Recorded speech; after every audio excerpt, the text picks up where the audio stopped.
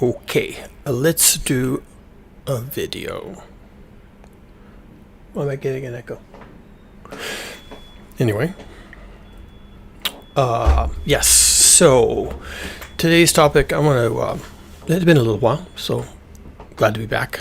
Been busy, had to do this today. So my wife caught something and forwarded it to me. It's from a gentleman from the UK named Rupert Read. He's a philosopher, and I've always appreciated his take on topics like global heating and some of the rest of it. He's a thoughtful guy, and he means well. He's really concerned. So I've also watched his take on the subject evolve in the last year or two, fairly rapidly and drastically. And he is now taking an approach on these topics where we are facing an existential crisis and we have no time.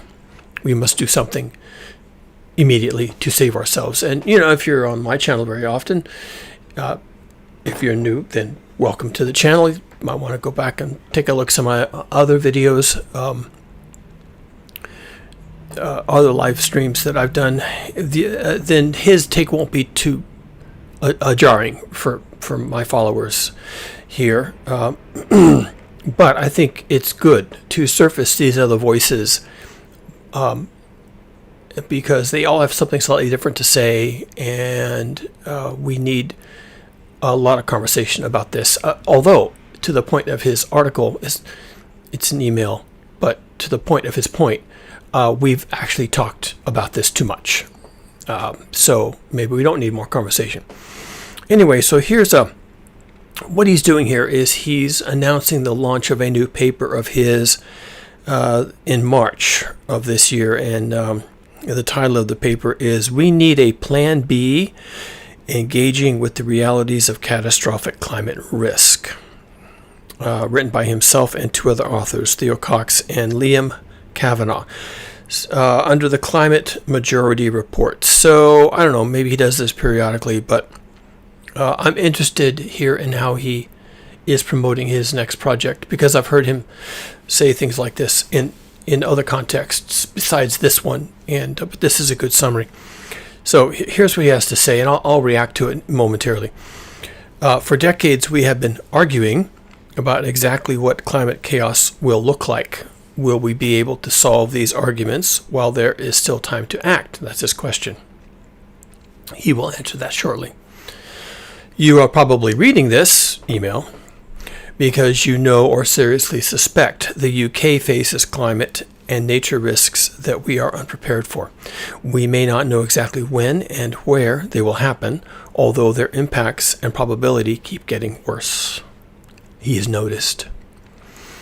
Discourse on climate remains trapped by trying to win debates that cannot be resolved in time for us to adequately prepare.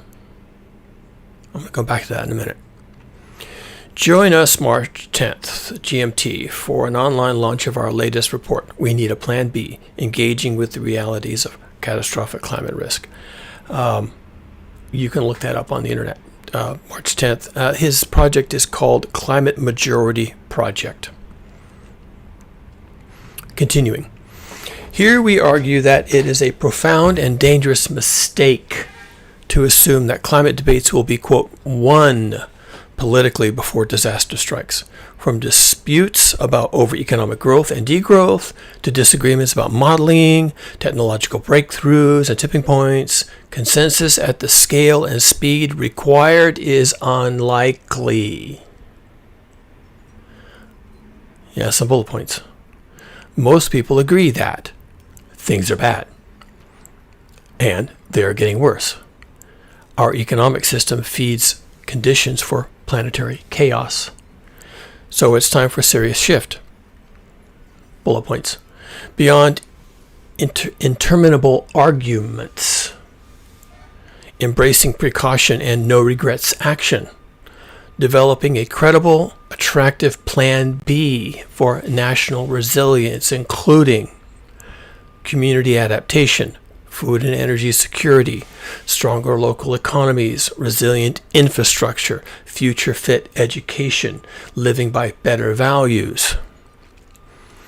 Our new Plan B report explores how cascading environmental breakdown, underestimating systemic risks, and mounting evidence around climate tipping points demand serious preparation, even if they cannot be perfectly predicted, as most things in life.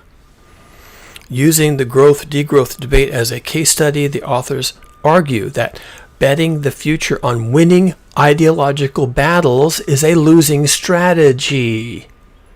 Instead, the UK must begin concrete planning for plausible worst-case scenarios. And then he talks about what the agenda for March 10th. Join us to discuss why preparedness over settling debates may not be the only victory that matters. Maybe the only victory that matters. So I'm going to now engage with this a little bit, with his ideas here. I'm not going to read his report or engage with his report.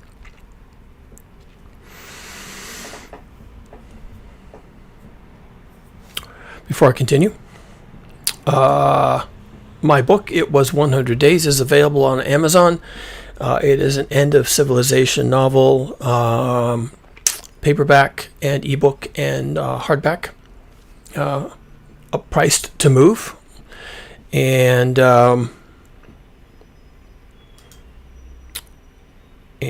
this one, yes. So this will be our graphic for today.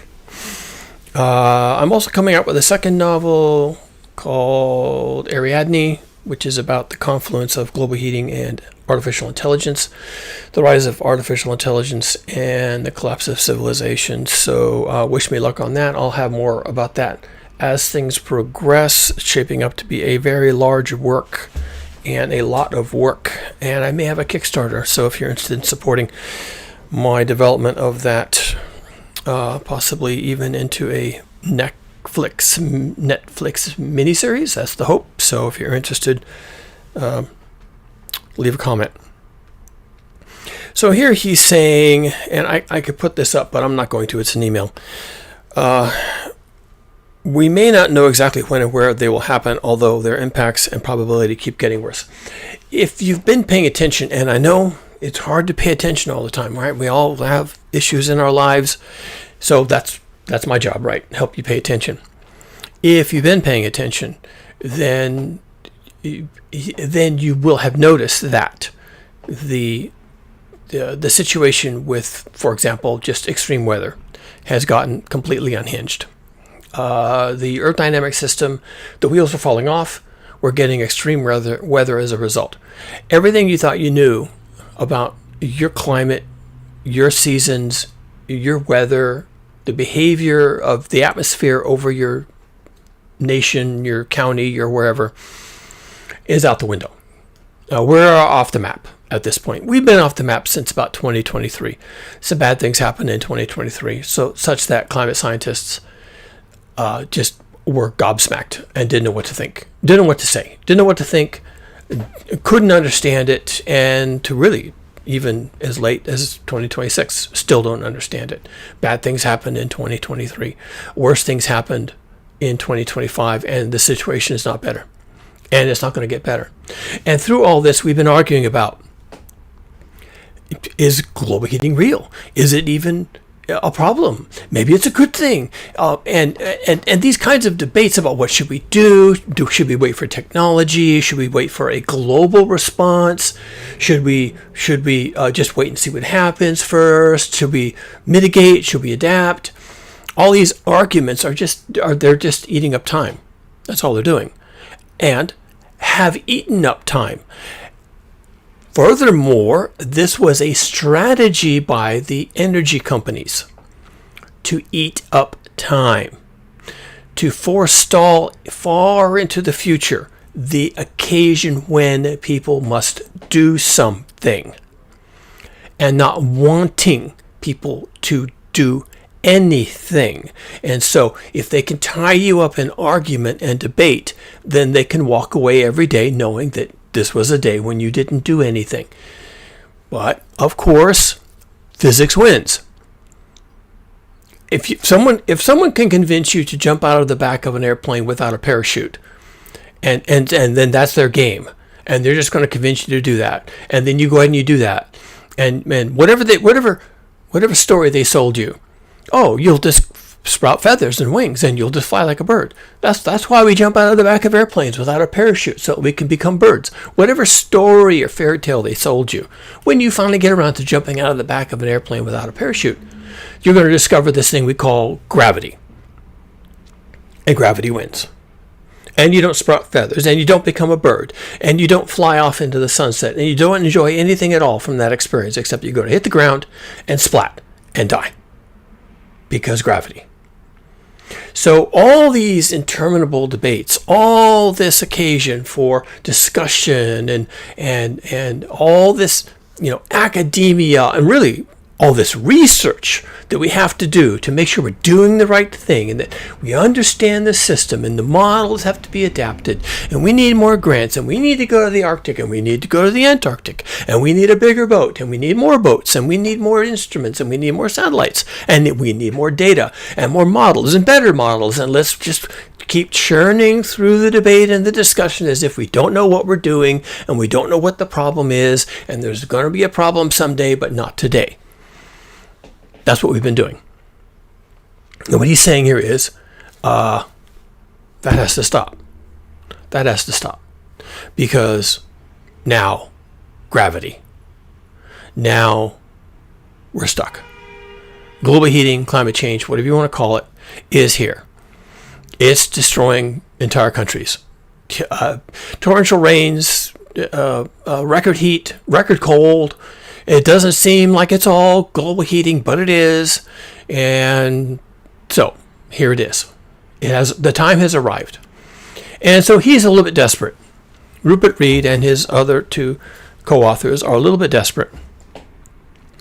Discourse on climate remains trapped by trying to win debates and cannot be resolved in time for us to adequately prepare.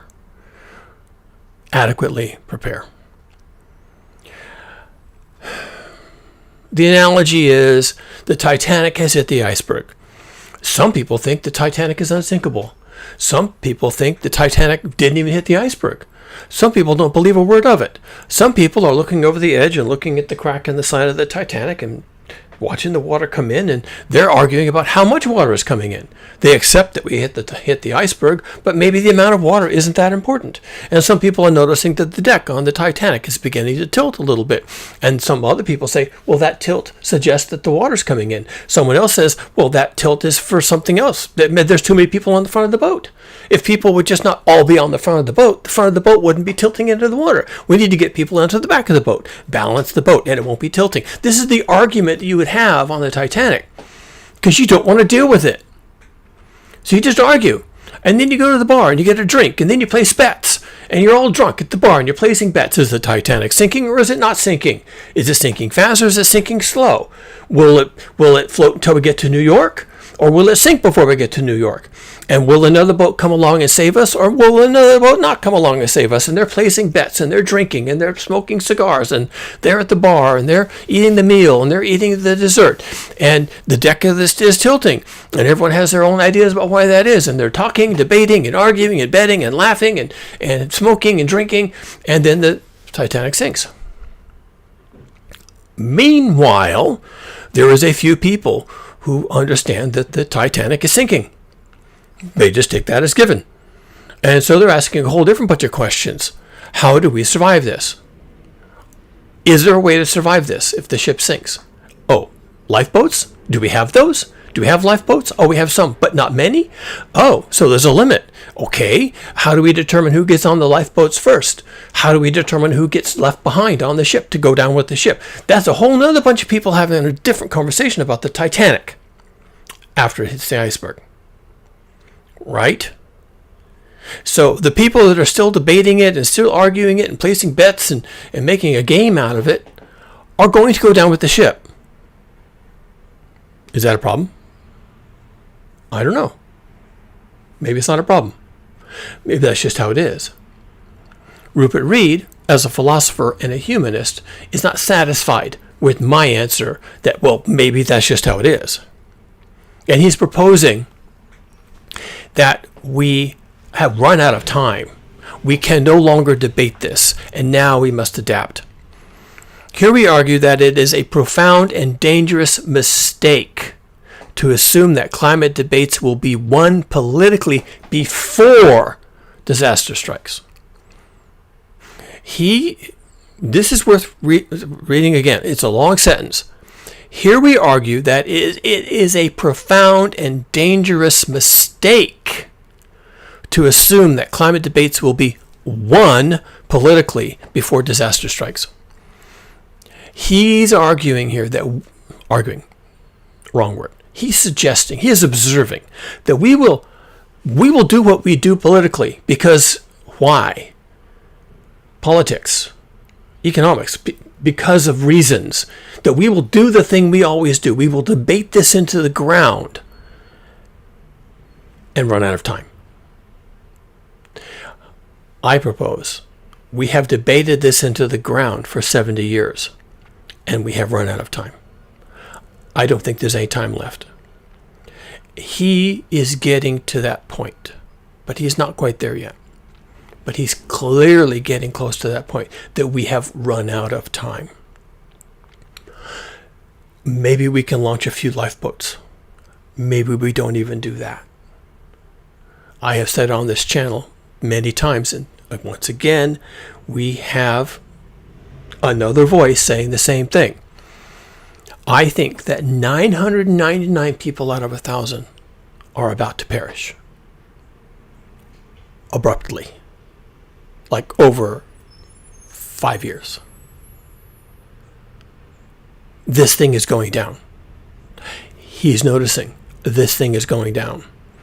He seems to think we have about a few years to figure out what to do. I think we have a few years and we're not going to figure it out.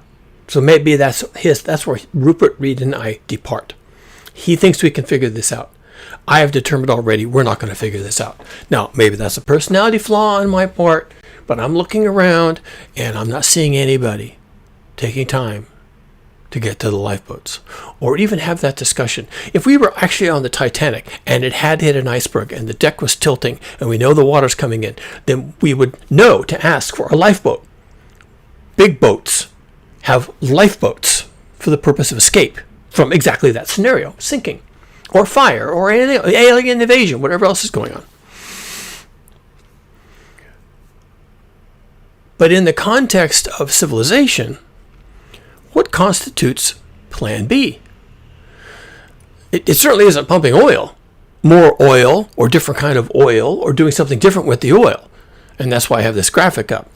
More oil, more of the same is not Plan B.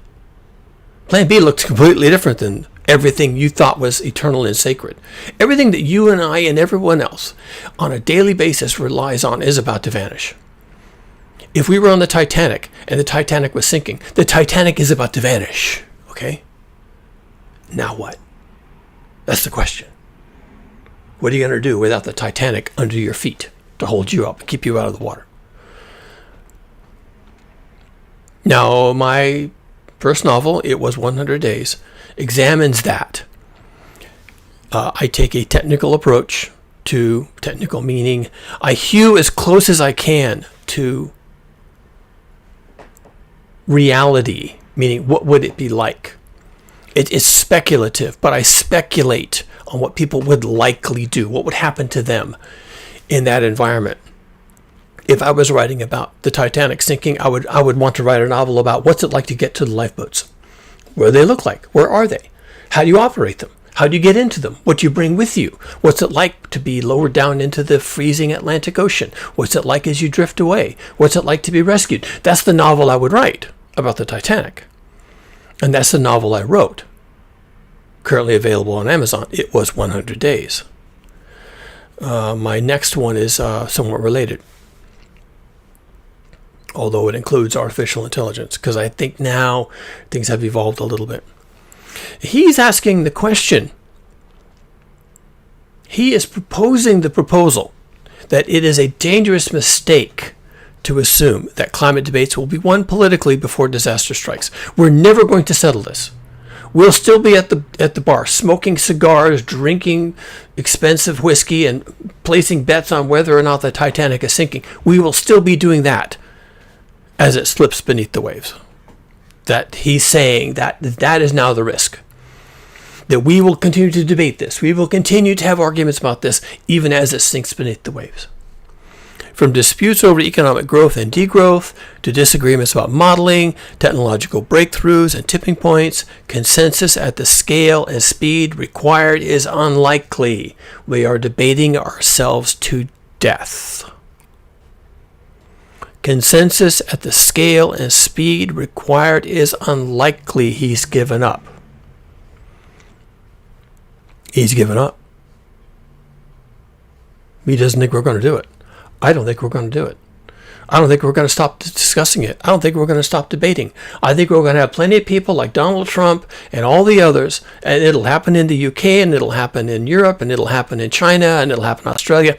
We're going to have plenty of people who are going to tell you it's a hoax, don't worry about it, let the politicians figure it out, it's going to cost you money, they're going to raise your taxes, they're going to take away your guns, they're going to have all these arguments why you should just disengage.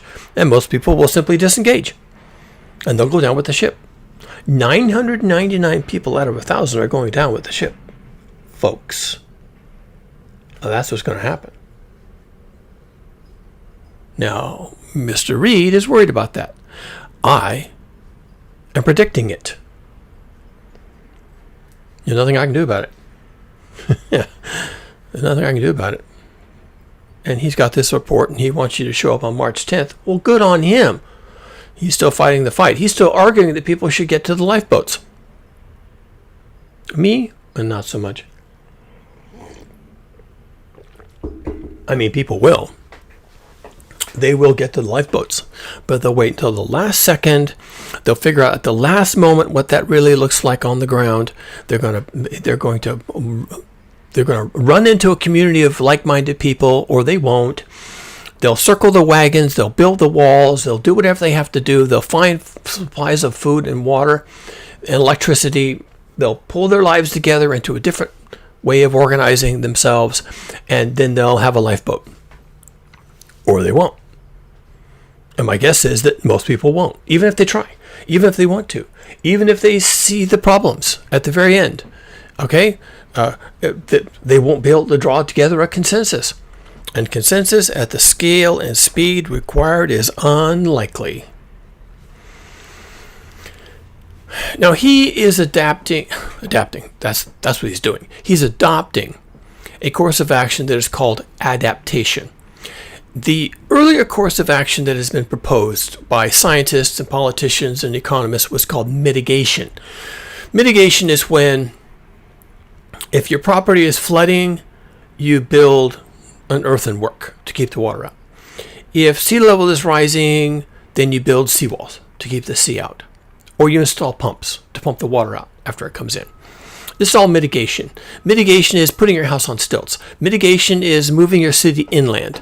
Mitigation is building your homes to different structural requirements, or building essentially underground shelters for extreme weather. Mitigation is changing how you respond. Changing your options. Adaptation is, okay, you're not going to be able to escape this. You're not going to have a house on stilts where the stilts are long enough. You're not going to have a high enough seawall. You're not going to have anything. You're going to have to adapt. You're either going to have to run away, go to another country, die. I mean, that's one thing you could do. Form new types of communities. There's other things you can do to adapt to changing times, all of which require you to give up on the way things are done now. On the Titanic, getting to a lifeboat is adaptation. Putting pumps down in the hold of the ship and pumping the water out, that's mitigation. We're not going to mitigate. There is no mitigation for global heating. There just isn't. You think there is, there's not. Every problem has a solution. Yeah, well, you're wrong about that. This is too big of a problem. The Earth system, the wheels are coming off, and you can't change that. Now, you can run away from it. You can adapt. You can go live somewhere else. I did a whole video. What was it? 2 weeks ago, about one possibility, which is actually being discussed among some people who have money, okay, to go live in the southern hemisphere, to find places that are essentially islands. So Argentina is part of South America, but it's so far down there that it's like an island. So Argentina, South Africa, same story, or actual islands or continents like Australia, New Zealand, and just flee, run away, take your money, take your billions, take your whatever, and flee, and go live in these other places, just run away from it. That's adaptation.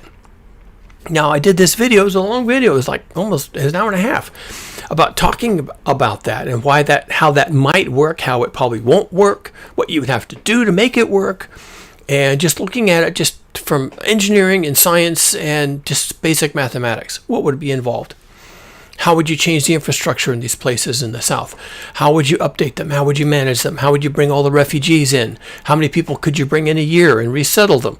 If you were willing to double the population of Australia, how many people would that be? Like 50 million people. If you wanted to double the population of Argentina, how many people would that be? Where would the water come from? Where would the food come from? Could you do it? And, you could maybe, in that fashion, by sending them south, save 2.5% of the current world population. Of course, that would be all the people with money. That'd be the billionaires. 2.5% of the population is, millionaires for sure. And you could save those people by sending them south. And I did a whole video on that. That's adaptation. And that's kind of what he's talking about. We're going to have to do something. Do you want to save people or not? Then you're going to have to adapt. You can't wait for some technology to come along. You can't wait for some whiz-bang solution. You can wait all you want to, I guess, but ultimately you're going to have to leave.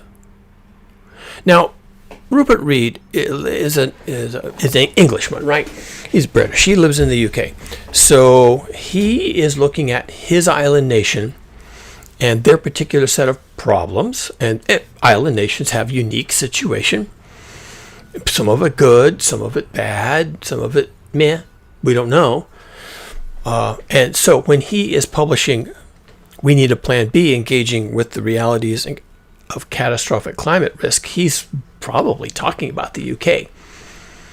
As you become more desperate, you start to narrow down the scope of adaptation. If you were on the Titanic, your adaptation getting to a lifeboat would be you and your family.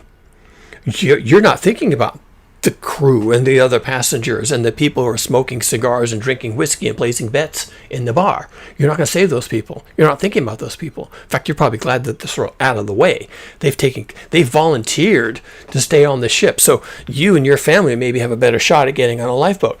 So he's not thinking about the French or the Germans or the Russians or the Chinese or the Australians or the Americans or the Argentines. He's thinking about the UK. What are our set of challenges? What do we have to do now? We're on an island, so that's maybe some advantage, but the disadvantage is you have a limit of how much soil you have. You can't invade your neighbor and take over their farmland and then feed yourself from it. The UK is an island, and how much of that is arable land? We already know that. I think the number is 40% that the UK produces food enough to feed themselves to about 40%. The rest of it, 60% of the food, is imported, which is easy to do in a global economy. You can get food. My wife and I were just eating some little watermelons. They're about that big, and we were eating them, and I tore off the sticker and looked at it finally. I said, oh, these are from Guatemala. We didn't know that. We just picked them up at the store, brought them home, cut them open, started eating them, and didn't even know where it came from. It came from Guatemala. Now, here in California, you can grow your own watermelons if you want them, any kind of melon, really. The soil is great. We have a great climate for that kind of thing, and, as long as we have water, big if, but as long as we have water, then we can do okay. What about the UK? Are they going to be okay? And is climate change, once it hits them, is it going to be maybe beneficial to food production, or it could have a negative impact on food production. So that's a variable, and you don't know. Maybe you could try some modeling, try some predictions, but we just don't know. Now, you could debate it, you could talk about it, and you can wait until something happens, but by then it's too late. So at this point, the debating has to stop, and you have to start talking about how we're going to save ourselves. That's the point of his, we need a plan B. And plan B is not more fossil fuels, because that's creating the problem of global heating. Eventually, we're going to have to stop with the fossil fuels, in particular the crude oil, but also coal and natural gas. We're just going to have to stop doing that.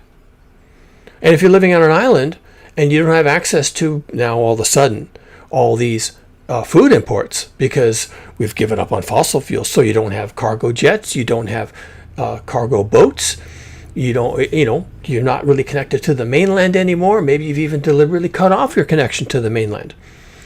And so the only way that things come into your island fortress is through boats and planes. But you can't have fossil fuels because we had to turn that off. I don't know. If I lived in the UK, I'd be very, very keen on this conversation. We should be definitely talking about this. Is the government going to talk about this? No. No, absolutely not. They will absolutely not talk about this. So here's Rupert Read and his two co-authors, and they're talking about we need a plan B. And, that's what their proposal is. And if you showed up on March 10th and talked, and got in on the Climate Majority Project on March 10th, what is it? Is it a URL? Sign up here. So there's a sign up button. You could probably just do a web search for Climate Majority Project, and if you're interested, I'm sure they have everything you need to know there to participate in this. But of course, the real problem is, does this constitute action? Does this constitute any way to save people? Is his project going to feed people? No. He's just trying to get people to think about adaptation. What does that actually look like? Who can do that? Where's the money going to come from? Where's the legislation going to come from? You might need permission.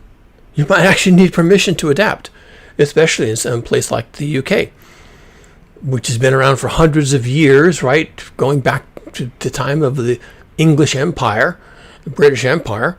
And, they have all these regulations, all these expectations, all this cultural inertia. And it may be very difficult to save yourself in the UK. Just very difficult. Almost maybe could even be impossible. So it's good that he's having this discussion because, as he says here in the outset, the first paragraph, for decades we have been arguing about exactly what climate chaos will look like. Will we be able to solve these arguments while there is still time to act? And my answer is no. He's asking the question, will we be able to set aside our arguments in time to actually take action? And my answer is no, you won't. But he's asking, so good for him. Now, I think in maybe 6 months or another year, he'll be at probably where I am. The answer is no. Will we be able to solve these arguments? No, you won't. You won't be allowed to. It will eventually, here in the U.S., it's very clear here in the U.S. that it is basically becoming illegal to have these discussions, frankly, about adapting and surviving. It's not quite illegal. It is considered alarmist to have these discussions in public. It's alarmism. And alarmism is already being positioned as a kind of terrorism.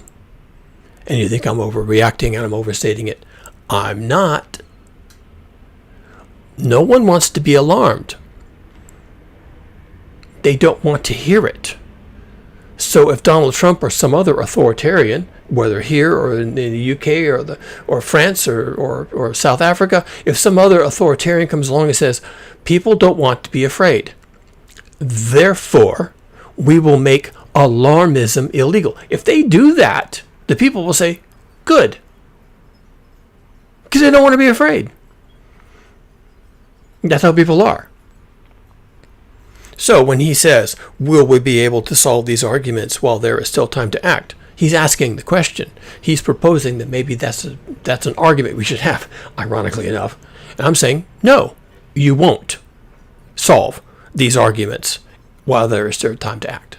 You will run out of time. And then you will act, but you will act in an uncoordinated, chaotic, terrified way, as people always do. And that's how you get mass fatality events. Everyone is chaotic. Everyone is terrified. Everyone is fighting. Everyone is struggling to get the last roll of toilet paper for whatever reason. And then there's violence, and there's a lack of coordination. Things are wasted. Opportunities are wasted. Time is wasted. And eventually 999 people out of 1,000 perish. So there you go. And that's why I'm here. Because I don't like the sound of that. There's nothing I can do about it. Well, I don't like the sound of it. He's trying to start off this climate majority project. He's trying to say we need to come up with a plan B. And people are perfectly happy with the plan B I have on the screen. More of the same. That's their plan B. Plan A is we're sinking. Oh, well, plan B is we need more fossil fuels. Cheaper. More readily available. More freeways, more shipping, more receiving, more trucks. That's people's answer. That's what they want. And because they're like children in this regard, and they refuse to accept that they are in trouble, or they just can't comprehend it, that there could be that kind of trouble, because they can't comprehend it, then they would rather argue about it. They'd rather argue. They'll say things like, prove it to me. Really? Okay, well, I'm not going to prove anything. And we'll see what Mr. Read does. Godspeed. I wish you luck. March 10th at 8:30 GMT in the morning. And if you're interested, check out his project called the Climate Majority Project. And his current publication is We Need a Plan B, Engaging with the Realities of Catastrophic Climate Risk. Well, there you go. That's pretty succinctly put. And is anyone ready to engage? No. Nope. They're not. Will they ever be? No, they won't. So what's going to happen to them? They're going to die quickly in large numbers. Because that's how it is, folks. It's not what I want. It's how it is. It's how it always is. We've been here before. Humans have gone through crises like this before. We adapted and we moved on. After we died in large numbers, we adapted and moved on.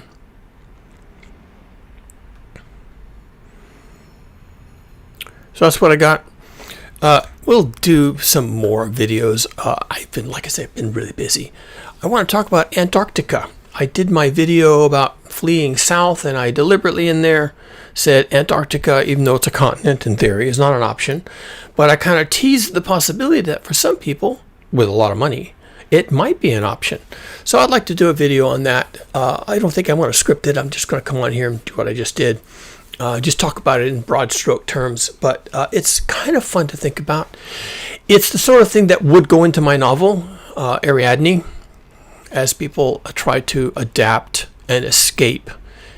And they may some of them, I think, will end up in Antarctica, but they'll also end up in Argentina. And that's why I did that video. I'm doing research for my novel. So people will end up in Argentina, people will end up in Australia, and a lot of drama with that. Trust me on that one. And so Antarctica, yeah, maybe, sure, why not? Could be a fun topic. And we'll see what else I can come up with. That's all I got for you today. If you got this far, thanks. I appreciate your viewing time. And if you like this kind of content, then you may want to subscribe to the channel. And regardless, throw a like on the video. YouTube likes to see people reacting to things. And if you want to catch my next video, then be sure that between now and then, you don't die.